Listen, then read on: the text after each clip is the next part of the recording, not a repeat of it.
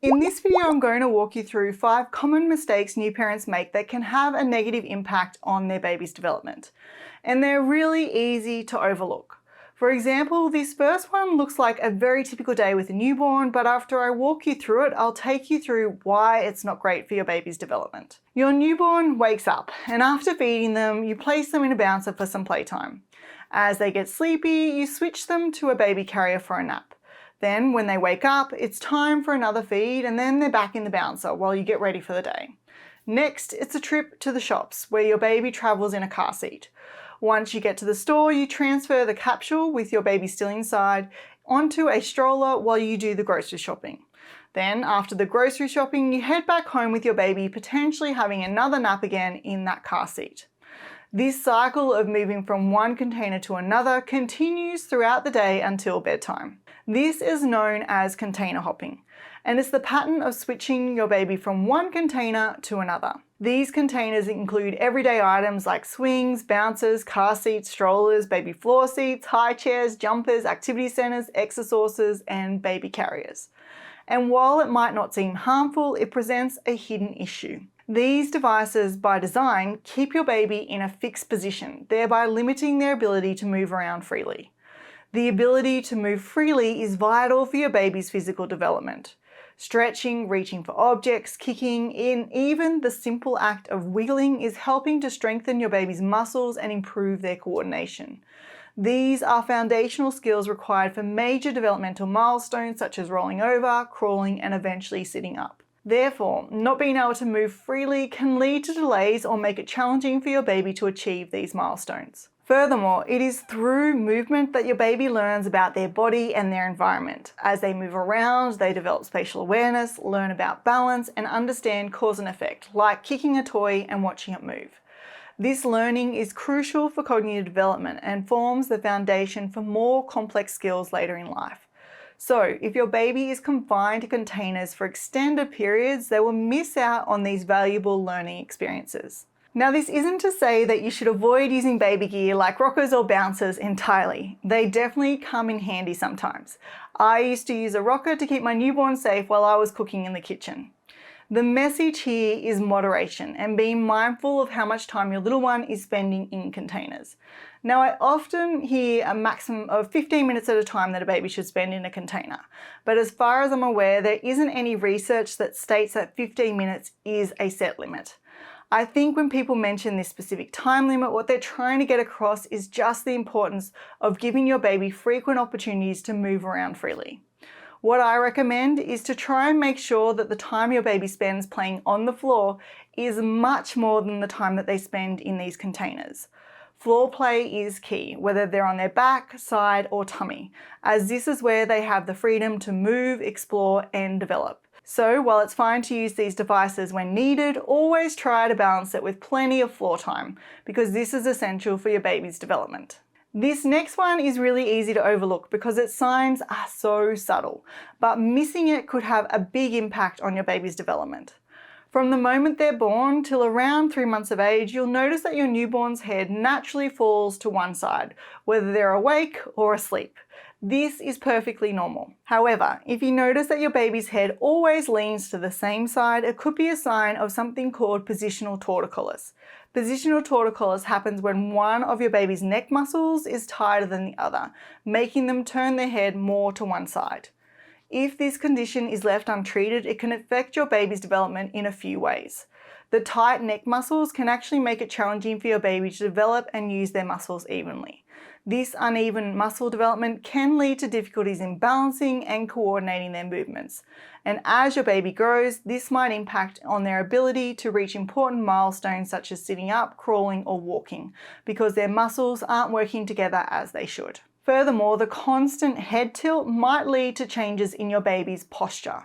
As your baby grows, these postural changes can become more pronounced and may require physical therapy or other interventions to correct it.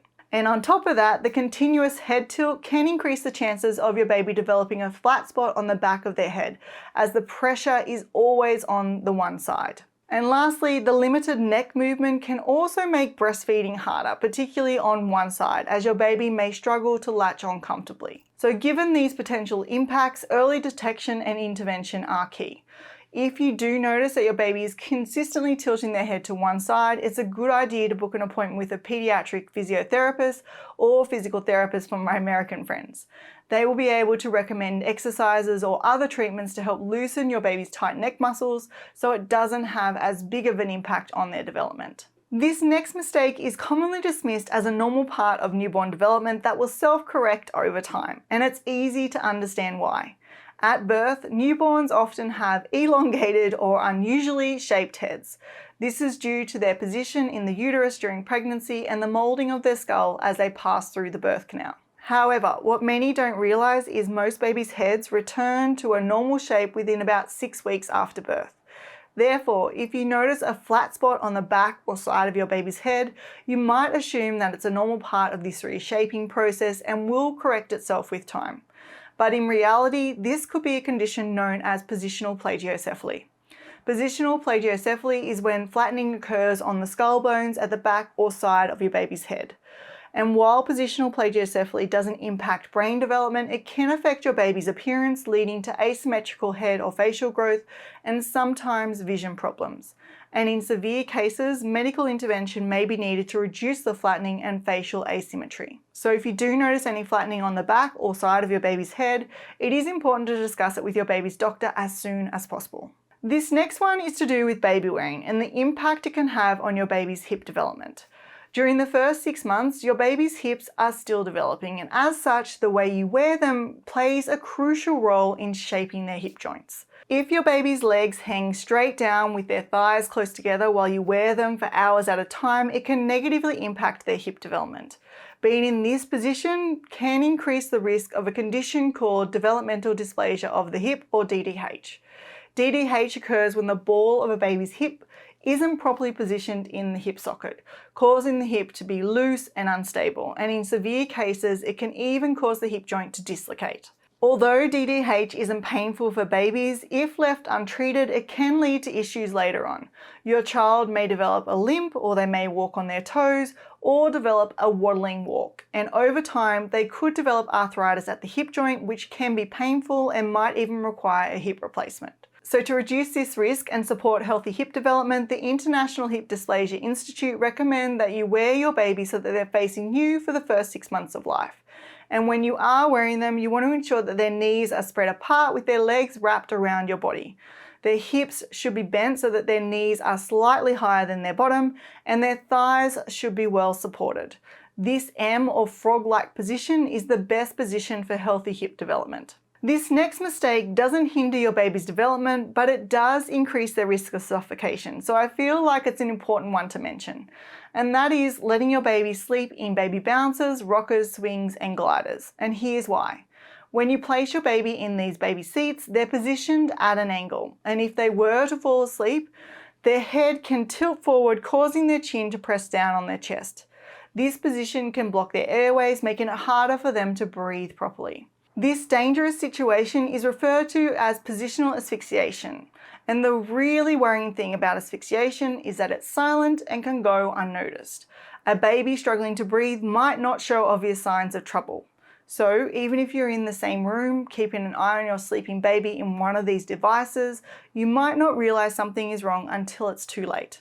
That's why organisations like Red Nose Australia and the American Academy of Pediatrics strongly recommend only using baby bouncers, rockers, swings and gliders for playtime when you're actively supervising. If you feel like you would like a little more help on the development side of things, specifically on what you can do at each age to promote healthy development, things to avoid, the best toys for your little one's development, what you should and shouldn't expect to see as their development progresses, and lots more, then you might be interested in my program Play, Develop, Thrive, which I will link to in the description below. In addition to never letting your little one sleep in a rocker, bouncer, swing or glider, there are also a few items that should never be in your baby's crib.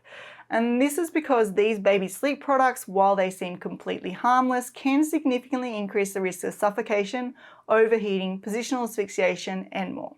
So make sure you watch this video next to learn exactly what these baby sleep products are and why you should keep them out of your baby's crib.